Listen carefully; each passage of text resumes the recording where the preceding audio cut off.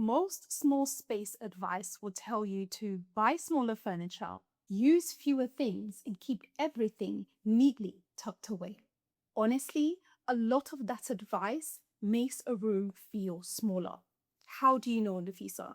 Because for 16 years, yes, you heard me right, for 16 years, I lived in a studio flat in London. I had both of my children in that house. We lived there as a family of four for almost 4 years before moving into our current home. And so I today am going to share with you the real tea on how to maximize a small apartment, making it feel calm, spacious, and considered.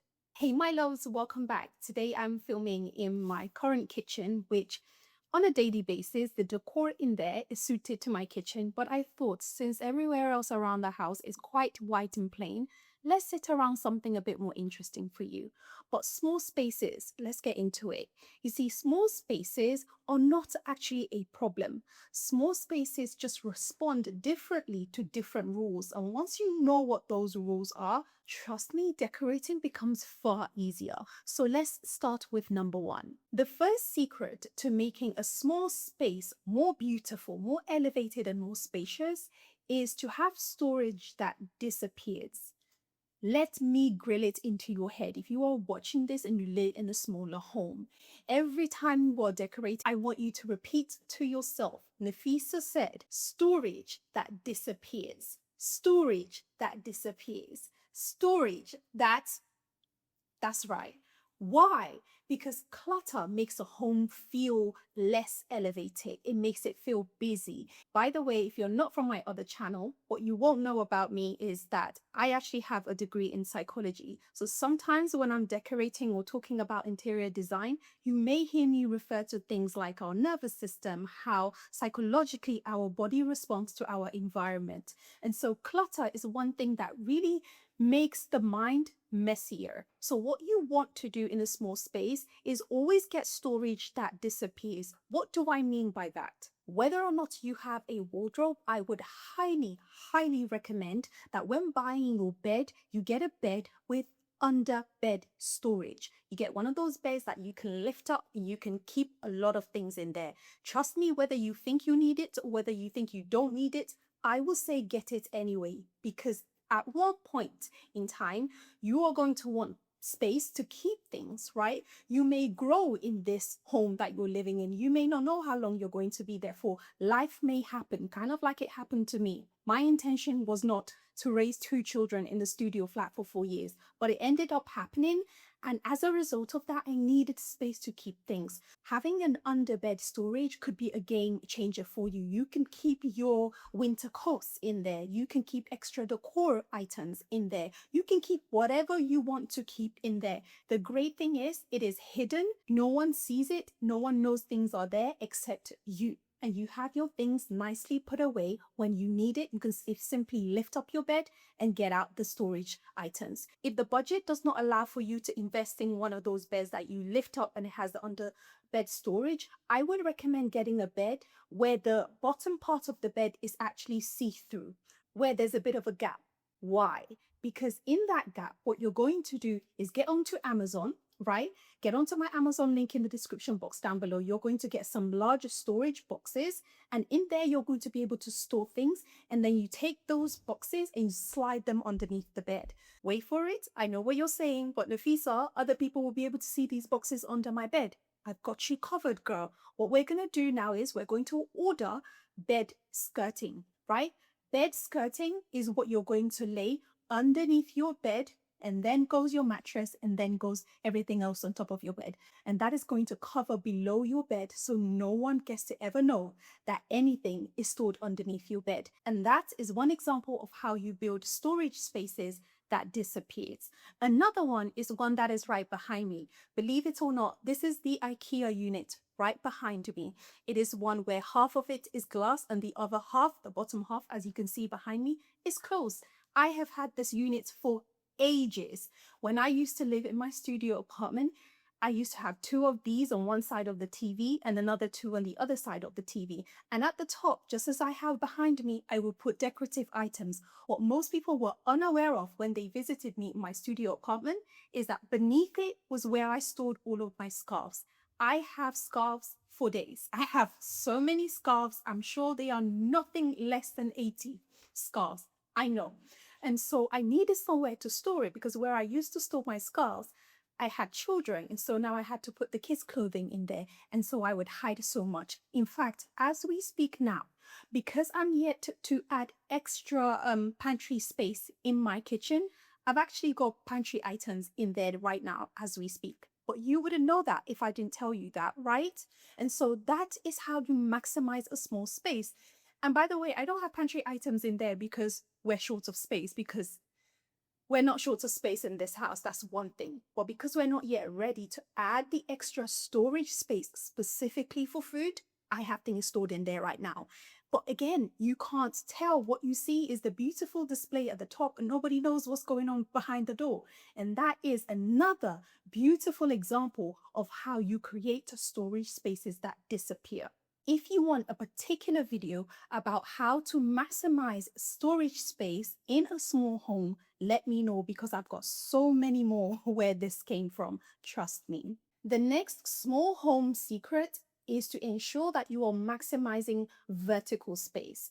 You may have heard this multiple times, but I still think many of us are actually not doing it. Every time we think of storage, we're thinking about bulky items that we can just dump on the floor. And we're always looking at, okay, how much floor space do I have? Even if you're living in a rental, it may still be worth asking your landlord if you can create some kind of hooks on the walls, or if you are allowed to drill holes into the wall that you can repair before you leave. If they give you the go ahead, this means you have so much more options. Again, you can get units like this, but one with like full doors. I've seen people using IKEA wardrobes as spaces to keep their coats in their entryway instead of just leaving their coats and bags hanging around. And so now you can really explore vertical storage and utilize that, because I tell you, vertical storage makes such a huge difference. Again, in my studio flat that I used to live in London, I had floor to ceiling wardrobe that was already built in. And that was a game changer because it was already built in, we had shelving right from the ceiling all the way to the floor. So I had one, two, and then proper storage space in the wardrobe.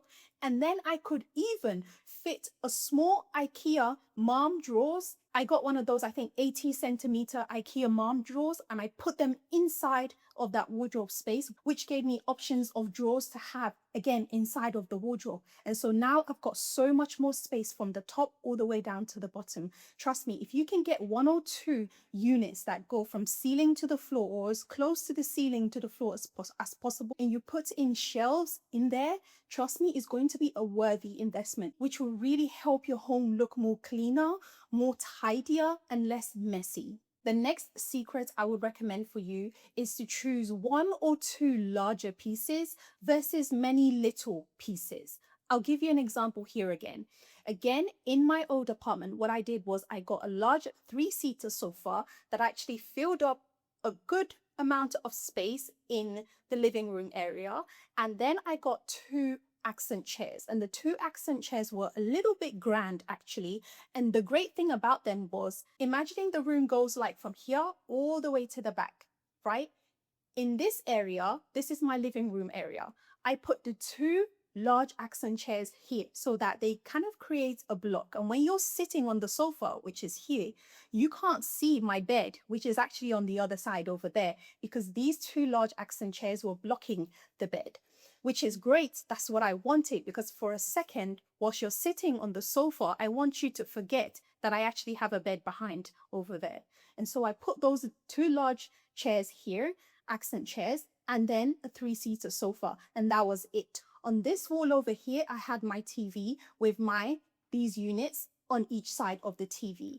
And then I had all the floor space to move around. And when I would have guests come in and friends coming and things like that, you know, whenever we're celebrating or doing whatever, all of the floor space is then available for us to just freely move around. And I was going to put a coffee table in the middle, but I actually decided not to. As Muslims, we pray like 5 times a day.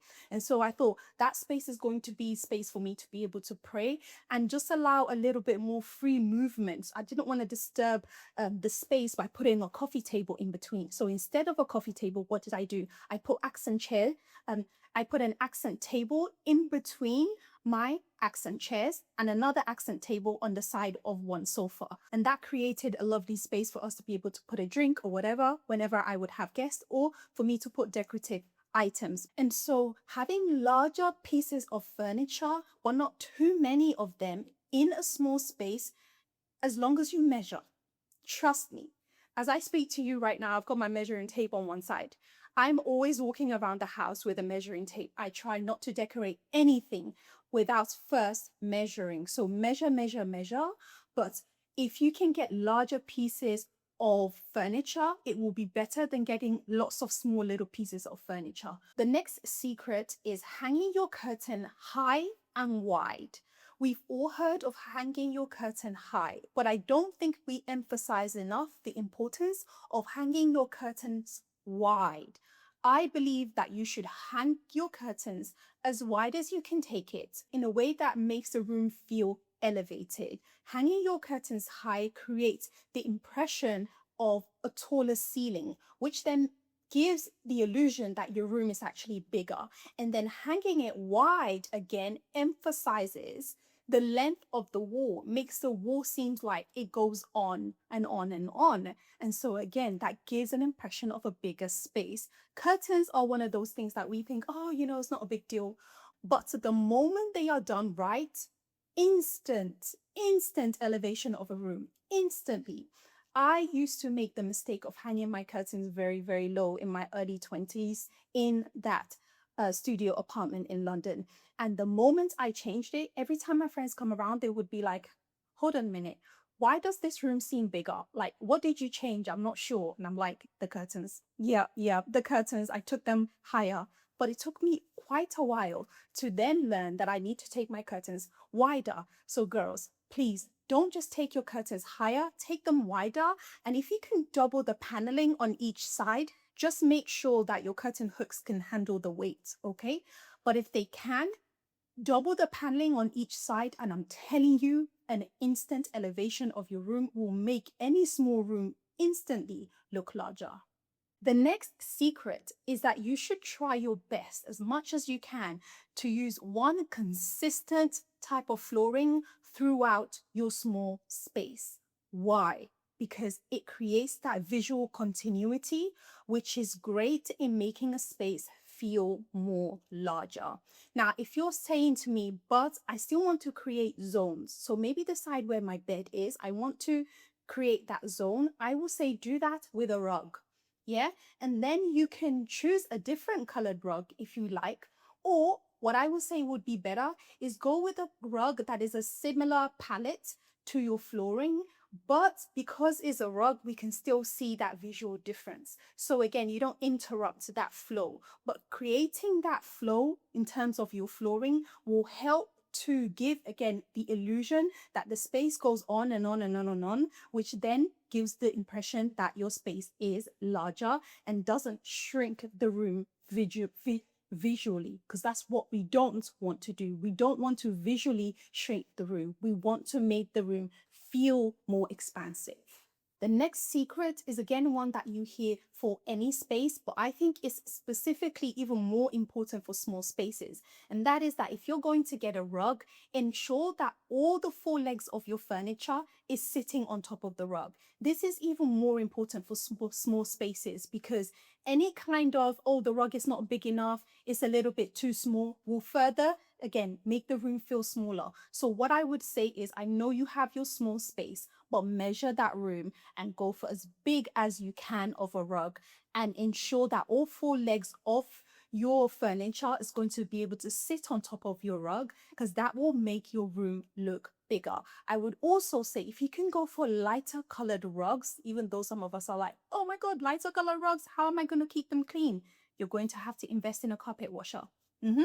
Invest in one, trust me. If you invest in a good quality one, it will last you a lifetime and it will save you from having to buy new rugs every now and again. But please, please, please, if you can go for lighter colored rugs, lighter colored flooring, it would be a better option because, again, lighter colors reflect more light. They make the room feel more bigger. Okay, so what you want to do is go for a lighter colored flooring so that, again, your flooring space looks bigger. If you love dark colors and you just want to color drench the whole room and actually then have lighter furniture, I will say that's fine too. I will say that's fine. But in that case, if you color drench most of the room in a darker color, I will say it's now even more important that you use a lighter colored rug. Okay, because yes, the color drenching will in a strange way make the room feel more bigger actually. But again, if you go for darker colored flooring, now everything is disappearing a bit too much and it can risk your space looking smaller. So you want to create a beautiful contrast by having a lighter colored rug to carry the dark room through, lighter colored furniture to carry the dark room through, and your room can still look absolutely stunning